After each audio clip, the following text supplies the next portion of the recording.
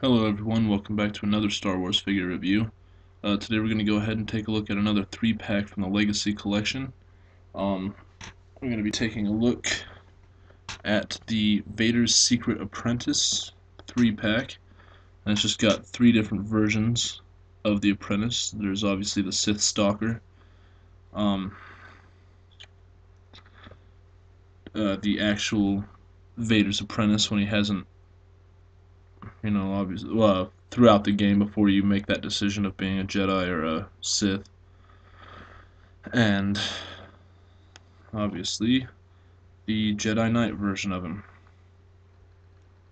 I do have the packaging for this one, so we are going to go ahead and take a quick look at it. This is the packaging that he comes in, or that they come in. Very cool looking image on the box there. Let's see. Nothing too tremendously cool with the packaging, but it's not too bad either. You get that same image on the top as well as the bottom. Go ahead and take a look at the back. Shows the figures out of their packaging and more sets there. I actually really like to get that Sith Legacy, especially that shirtless Darth Maul's pretty badass, I think. But anyway, let's go ahead and get into the figures. We're going to go ahead and first take a look at the Vader Secret Apprentice version.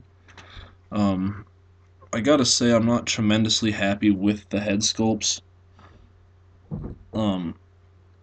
I think that they kind of did a poor job on them, in my opinion. Everything else I think looks great. You can see he's got his shirt kind of pulled up there and he's all bandaged and there's a little bit of blood in there. Which, I mean, that's pretty cool, I guess. Like I said, I'm just not a huge fan of the head sculpts on either 3 of these. Got the kind of tattered up skirt there in the back. And it is good. They are definitely good looking figures. Lightsabers are kind of basic, but nothing too bad, I suppose. And as far as articulation goes, this guy has a ball-jointed head, ball-hinged shoulders, ball-hinged elbows, swivel wrists, swivel hips, ball-hinged knees, and ball-hinged feet on this guy. Oh, and swivel waist, I apologize. So there is the Secret Apprentice version. Now we'll go ahead and take a look at the Jedi Knight version. Let me try to get his shoulders down, or at least away from his face a little bit. So there's the Jedi Knight version, and I'm going to go ahead and take his hood off so we can get a closer look at the face, which actually does look a little bit more like Starkiller than the last one did, but still not much. A lot of cloth on this guy. Got these like cloth cuffs here, which are pretty neat. I don't really understand why they did it that way. I actually kind of would have preferred plastic, just because these are kind of a pain to get them how you want them to stay, but it's not too bad. And again, he's got a ball hinged head, ball hinged shoulders, swivel elbows, no wrist articulation, a swivel waist, swivel hips, ball hinged knees, and ball hinged feet on this guy. And I'm actually a pretty big fan of the lightsaber on this one. Looks kind of cool. It's got a bit of a longer handle on this one, which is pretty neat looking. And I like the lightsaber. I like the sort of light green hue to it. It's kind of neat. pretty cool looking figure. Personally, in my opinion, the best looking out of the three. I mean, it's definitely it's a two-way tie because the Sith Stalker looks pretty freaking sweet too. Except for his head sculpt, they didn't really do a tremendous job on. It's a little unproportional, but it's not. I mean, it's not bad. I've definitely seen worse head sculpts, but not the greatest. Not as well as I would have liked it.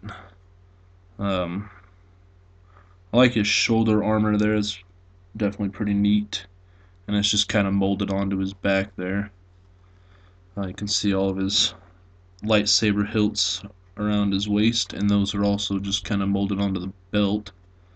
Those are not individual removable hilts or anything. They're just kind of stuck on there just the way it is. Cloth skirt, which is very cool because it's actually kind of all separated out like that, which is way neat. Great detail in the boots. Just excellent looking figure. And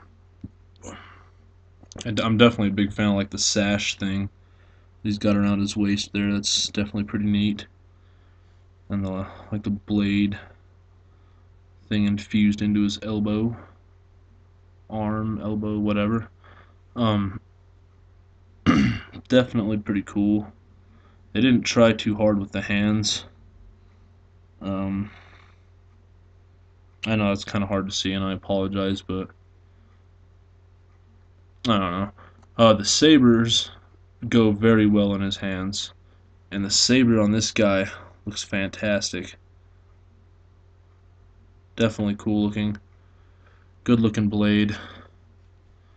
It's a little bit warped from the packaging. As you can see, it is kind of bent just ever so slightly. And he also comes with an unlit hilt, which is pretty neat. And this guy has a ball-jointed head, ball-hinged shoulders, ball-hinged elbows, swivel forearms, and no hand articulation. So that's why of the swivel forearms I'm imagining.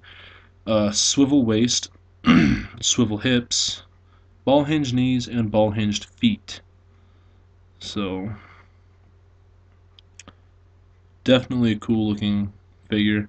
Again, not too happy with the head sculpt, but the figure, everything from the neck down definitely makes up for that. Just a very, very good looking figure altogether. Like I said, if they just would have been a little bit more careful while doing the head sculpt, this definitely would have made the figure look a lot better. But anyway, there they all are. Go ahead and get one more look at all of them.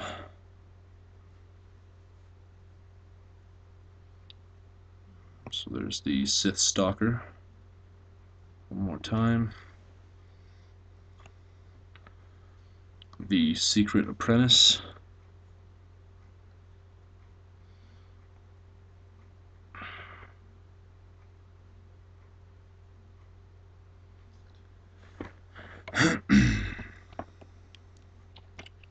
And of course the Jedi Knight.